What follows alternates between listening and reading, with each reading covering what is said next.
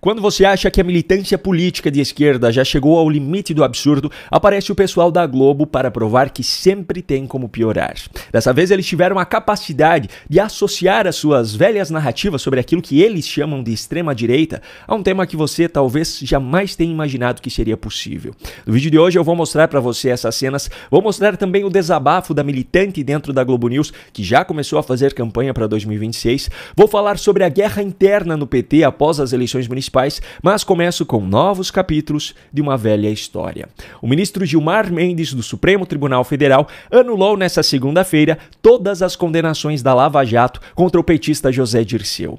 Aquele que, dentre os ministros, sempre foi o que deixou mais clara sua militância contra essa operação, decide agora monocraticamente livrar um dos principais nomes da velha guarda do PT, fazendo com que, na prática, Dirceu retome ainda os seus direitos políticos, já pensando em disputar uma vaga no Congresso em 2026. A defesa de José Dirceu pediu para que fosse estendido a ele a decisão do próprio STF, que considerou Sérgio Moro suspeito para julgar Lula. Gilmar Mendes não apenas atendeu ao pedido da defesa, como ainda afirmou em sua decisão que a operação, abro aspas, encarava a condenação de Dirceu como objetivo a ser alcançado para alicerçar as denúncias que, em seguida, seriam oferecidas contra Luiz Inácio Lula da Silva. Fecho aspas. O ministro Gilmar Mendes, com essa decisão, além de mostrar mais uma vez ao povo brasileiro que nesse país o crime compensa, ainda atropela o Superior Tribunal de Justiça, que chegou a decidir em 2022 que Dirceu deveria cumprir pena de 27 anos de prisão pelo recebimento de propina da empreiteira Engevix, no esquema de corrupção da Lava Jato. Mas, por conta do recurso apresentado pela defesa, o caso estava para ser analisado novamente pelo próprio STJ. Agora, não pense que acabou, pois essa não foi a única decisão monocrática de um ministro do Supremo Tribunal Federal nessa segunda-feira em benefício de velhos políticos envolvidos em escândalos. O ministro Edson Fachin decidiu, também monocraticamente, arquivar o inquérito que investiga os senadores Renan Calheiros e Eduardo Braga, ambos do MDB, pela suposta cobrança de propina para favorecer o grupo farmacêutico Hipermarcas, que atualmente se chama Hiperafarma, em questões importantes dentro do Senado. A decisão de Fachin atende ao pedido do Procurador-Geral da República, Paulo Gonet, que, não custa lembrar, foi indicado por Lula ao cargo, mas contraria a Polícia Federal, que havia indiciado os dois no dia 20 de setembro pelas acusações de corrupção passiva, lavagem de dinheiro e organização criminosa.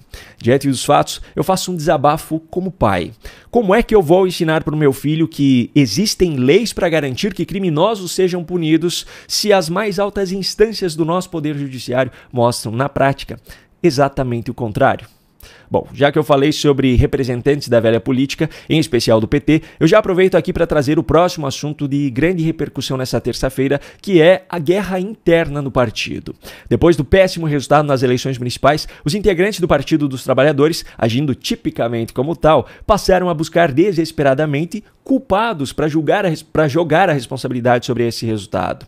O problema é que, na falta de desculpas esfarrapadas externas, esse processo se voltou contra as lideranças do próprio partido.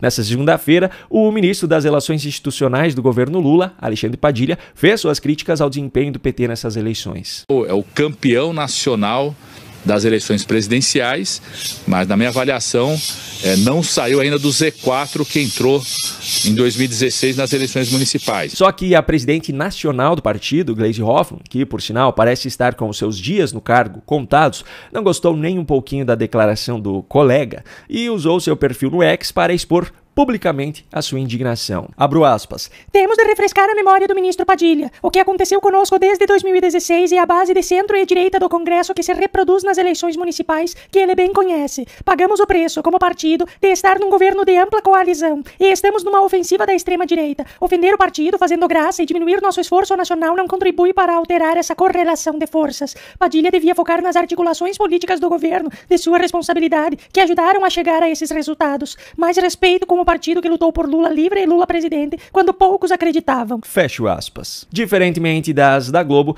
essa é uma novela pela qual eu faço até uma pipoquinha para assistir os próximos capítulos. E por falar em Globo, mais especificamente na Globo News, uma das suas principais pseudo-jornalistas militantes já começou a fazer o seu trabalho de campanha para o PT para 2026. Na noite dessa segunda, Natuza Neri mostrou estar preocupada com a incapacidade da liderança do partido de não conseguir fazer as mudanças necessárias partidárias e falou ainda sobre o exército de militantes para caçar votos. Se esse pensamento for de alguém que tem lugar de mando na executiva do partido, no diretório nacional, enfim, não importa, é preocupante. Significa que o partido não vai só não conseguir fazer um retrofit, mas não vai conseguir entender o recado que as urnas está passando já faz um tempo. O fato do partido ter sido muito derrotado nessas eleições significa que, disputando a presidência, será derrotado também? Não. Mas indica que o exército que o partido precisa para ser competitivo nas urnas em 2026, e aí eu não estou falando de presidência, eu estou falando de Câmara dos Deputados, eu estou falando de Senado Federal, eu estou falando de governos estaduais. Para isso, o partido vai precisar de exército, de base, de militância, que vá às urnas e casse voto. Este vento não está soprando a favor do partido. Foi só impressão minha ou isso foi um desabafo de quem está sentindo que está um pouco sozinha exercendo a sua militância política? Pois é, e por falar em militância política dentro da Globo, nessa segunda-feira todos os limites do absurdo foram ultrapassados.